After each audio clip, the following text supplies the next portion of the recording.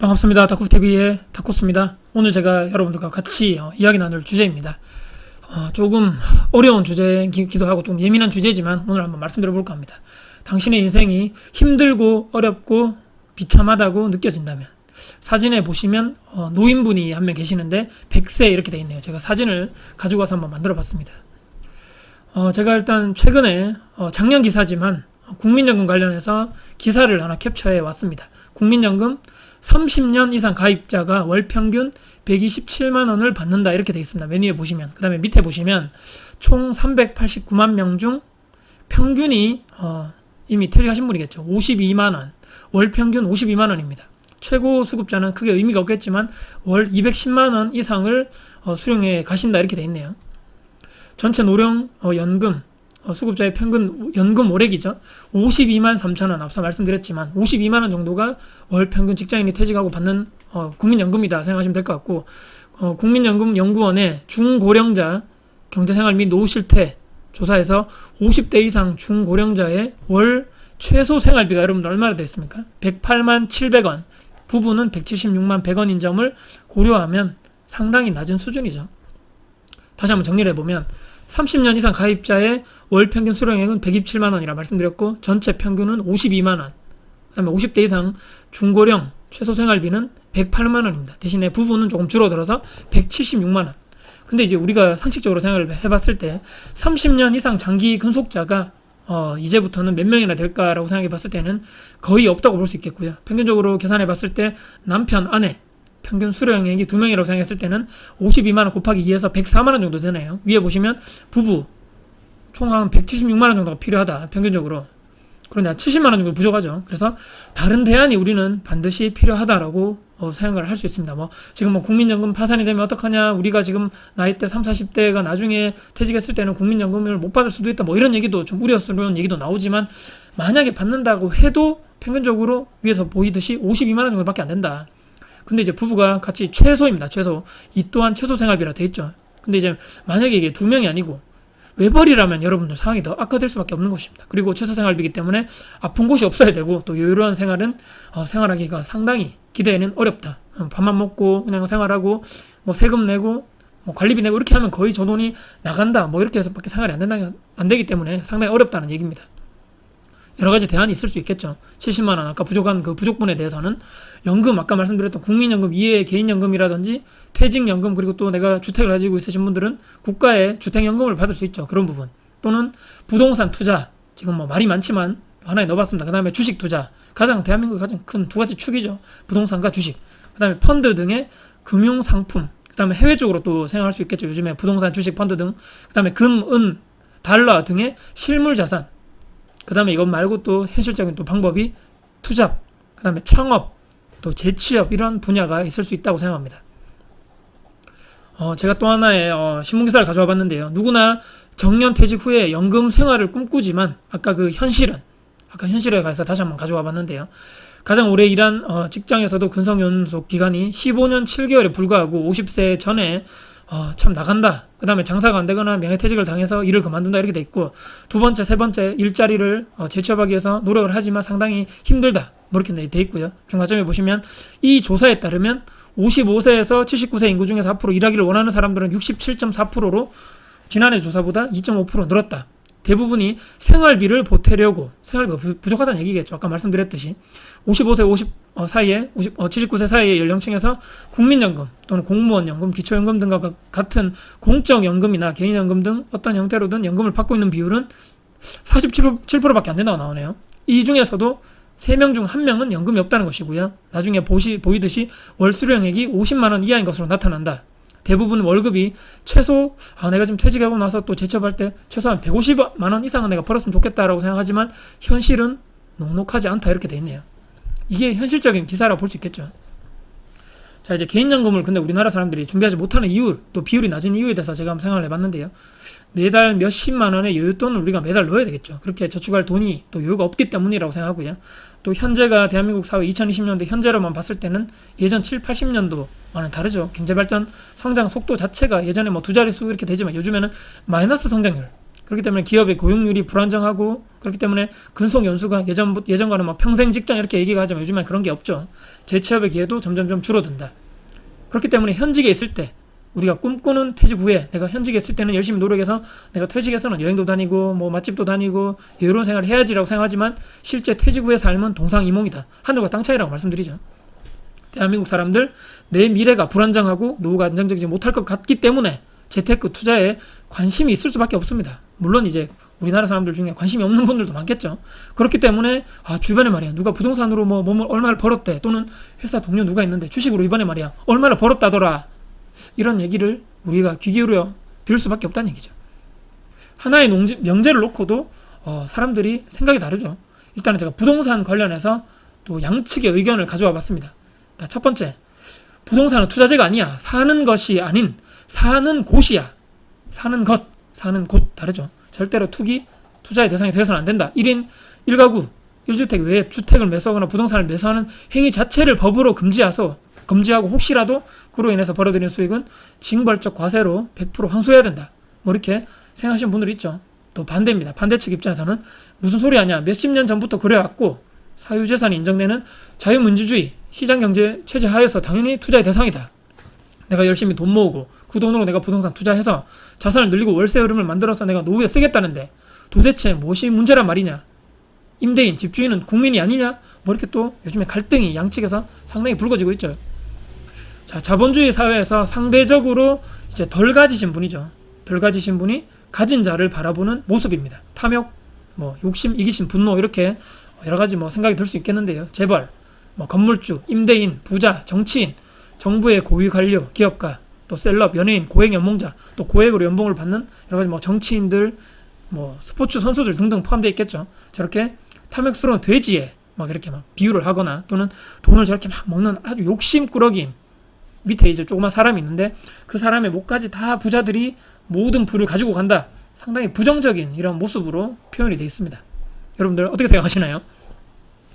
근데 이제 가난한 사람과 부자의 습관 차이 관련돼서 제가 인터넷에서 찾다가 하나를 머니투데이에서 보도된 하나의 자료를 가져와 봤습니다. 토마스 C. 콜리의 설문조사 관련해서 제가 하나 가져와 봤는데요. 부자인 사람과 가난한 사람의 여러 가지 차이가 있다. 하루 30분 이상 책을 읽는다의 비율이 88%와 2%, 놀라운 차이입니다. 평생 교육을 통해서 자기개발의 힘을 믿는다.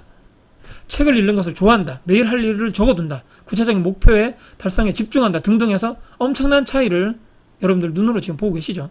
또 운동하시는 분들도 자녀에게 성공하는 습관을 가르치시는 분들, 뭐 봉사활동을 하고 또 목표를 기록해두고 자동차 안에서도 오디오북을 듣는다. 출근하기 3시간 전에 일어난다. 등등 해서 몇십 배의 차이를 여러분들 눈으로 보고 계실 겁니다. 제가 이 말씀을 또 드리는 이유가, 아까는 제가 덜 가지신 분이 가난한 부자인 자를 봤을 때 그런 탐욕스러운 이런 모습으로 생각한다면, 반대로 부자인 사람 또 성공한 사람들이 가난한 사람들과의 차이를 봤을 때 이런 차이가 있지 않는가 라고 생각을 해볼 수 있다는 얘기죠. 양측의 의견, 또 양측의 생각을 우리가 상대방 입장에서 한 번쯤은 생각을 해보자. 자, 또 하나의 기사입니다. 푸어족이 된 이유, 여러 가지 이제 뭐 그래픽 통, 또 자료는 취업 포탈 사람인에서 제가 가져와 봤는데요. 사람들에게 물어봤습니다. 직장인인지 뭐 여러 가지 또 일반 사람들에게 물어봤을 때 내가 푸어족, 내가 가난하게 된 이유가 무엇인가라고 봤을 때 여러 가지 이제 중복 선택이 될 수 있었는데요. 가장 높은 것이 연봉이 낮아서, 그 다음에 사회 구조적인 문제, 주변에 경제적 지원이 없어서 등등 해서 고용이 불안정, 재테크를 잘못해서 과소비를 하는 편이어서 이런 순으로 응답을 해주셨네요. 정말 이 내용이 진짜 사실인가요? 제가 이제 일단은 이것을 비교하기 위해서 극단적인 사례들은 일단은 제외하겠습니다. 자, 일단요, 뭐 태어났을 때부터 부모가 부자이거나 기업인이라거나 또 재벌 2, 3세 분들, 정말 극단적으로 엄청난 부자, 이분들 제외하고요. 그 다음에 또 극단적으로 어쩔 수 없이 가난해질 수밖에 어려워질 수 있는 어려운 삶을 살 수밖에 없는 분들이 있죠. 태어날 때부터 건강이 좋지 않거나 부모님의 손에 크지 못해서 가정 환경이 상대적으로 좋지 않아서 국가의 도움이 필요하신 분들 있죠. 그 다음에 나이가 들고 병들고 몸이 아파서 경제활동을 안타깝지만 하지 못하시는 분들도 있습니다. 이런 분들을 극단적인 양측의 사례를 제외하고 나서, 자, 제가 이런 질문을 한번 던져볼까 합니다. 물론 여러분들, 그 다음에 제 스스로에게도 같이 던지는 질문이기 때문에 오해는 하지 않으셔도 될 것 같습니다. 자, 첫 번째입니다. 고등학교 때까지 정말 여러분들 열심히 공부하셨습니까? 내가 집안의 형편이 어려워서 사교육은 정작 못 받았다 할지언정 열심히 내가 학교 가서 열심히 공부하고 정말 내가 노력했는가? 그 다음에 내가 원하는 대학교, 학과를 입학하기 위해서 정말 내가 열심히 노력했는가? 그 다음에 대학교를 가서라도 높은 학점을 받기 위해서 내가 정말 매 순간 내가 노력했는가? 시간을 투자했는가? 그 다음에 내가 원하는 회사 취업을 위해서 내가 정말 열심히 시간 투자하고 노력했습니까? 토익, 자격증, 뭐 기타 필요한 스펙을 쌓기 위해서, 그 다음에 입사를 하기 위해서, 또 입사하고 나서 월급을 받고 그 돈으로 계획적으로 소비하고 돈을 모아서 투자 재테크를 해왔다고 여러분들 정말 자부할 수 있습니까? 후회하지 않는 삶을 살았다고 여러분들 스스로 장담할 수 있습니까? 자, 철저한 자기 반성과 자기 비판 없이 절대로 인생 여러분들 변하지 않습니다. 앞서 뭐 사례를 봤지만 내가 푸어적이 된 이유, 고액 연봉을 받지 못해서 부모의 경제적 지원이 없어서 고용이 불안정해서 철저하게 자기 탓이 없고 남 탓, 사회 탓, 정부 탓이죠. 여러분들 고액 연봉을 받기 위해서 삼성, 뭐 여러 가지 뭐 공기업, 그 회사를 가기 위해서 열심히 노력한 친구들은 그만큼 노력을 하고 열심히 노력했다는 것이죠. 내가 그 회사를 가지 않기 위해서 가고 싶은 그런 고액 연봉을 받기 위해서 대기업 가기 위해서 여러분들 정말 열심히 노력하셨습니까? 그 다음에 마지막에 본인 반성이 조금 나옵니다. 재테크를 잘 하지 못해서, 과소비를 내가 하는데 그것을 막지 못해서 본인 반성이 조금 나오죠. 자, 언제까지 남 탓하고 정부 탓하고 사회 탓하고 그렇게 살아갈 것입니까?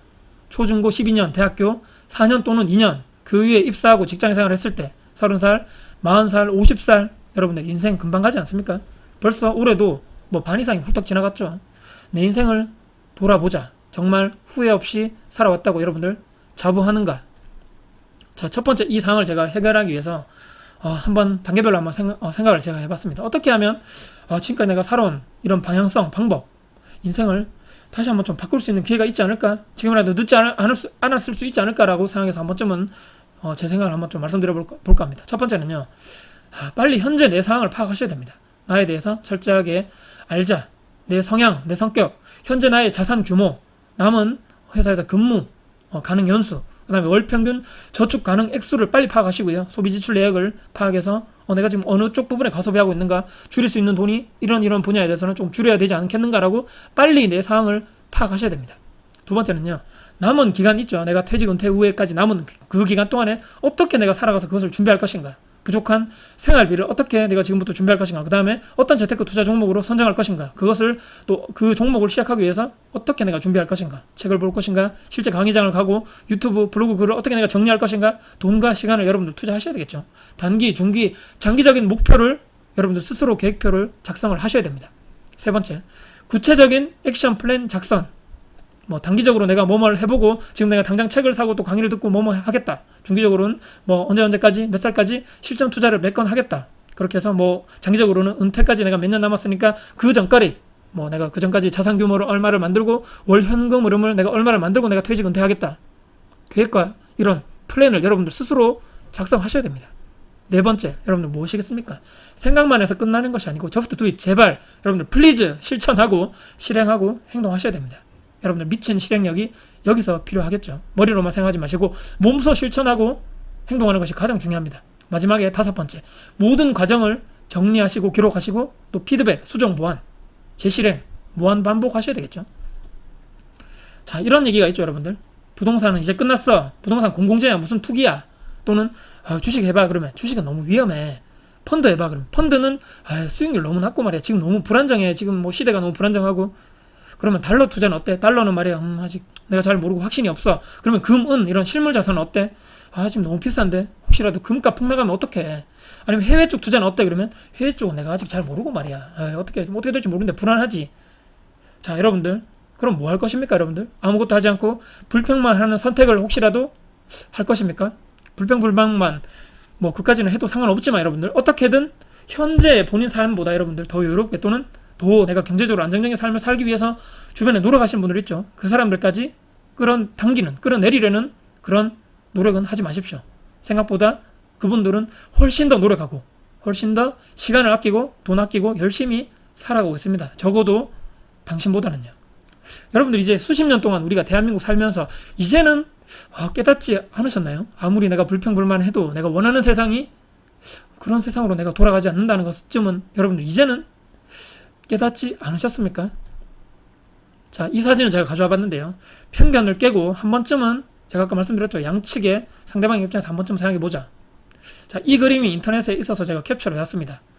자, 이렇게 웅덩이가 있고 키가 큰 사람이 있고 키가 작은 사람이 있죠. 비가 막 내리고 있습니다.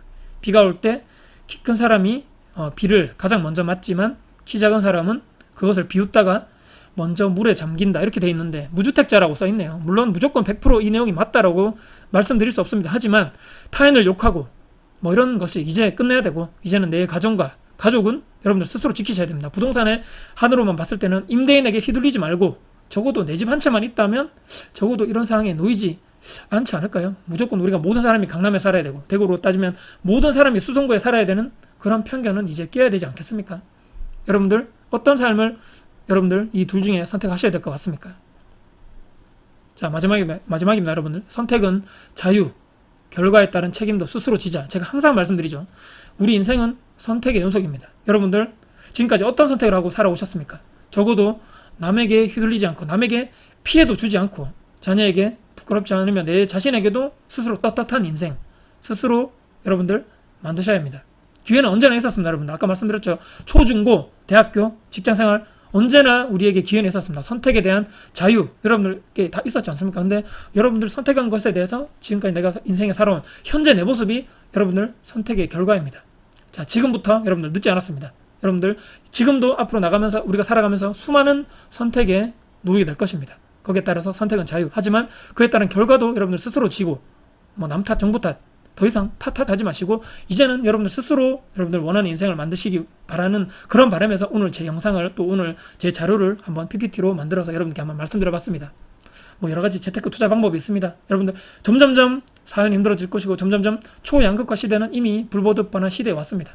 여러분들 직장 생활에서 언제까지 평생 직장이 없는 시대 여러분들 스스로 내 노후 은퇴 생활을 준비하시는 현명한 여러분들 스스로가 되시겠으면 하는 바람에서 영상을 마무리하도록 하겠습니다. 오늘 혹시라도 제 영상이 도움 되셨다면요. 구독, 좋아요, 알람 설정 그리고 댓글 주시고요. 제 영상이 주변 분들께 공유될 가치가 있다고 생각하신다면 널리 공유 부탁드리겠습니다. 지금까지 다코스TV의 다코스입니다. 여러분들 앞으로 더 좋은 영상 가지고 찾아뵙겠습니다. 화이팅입니다.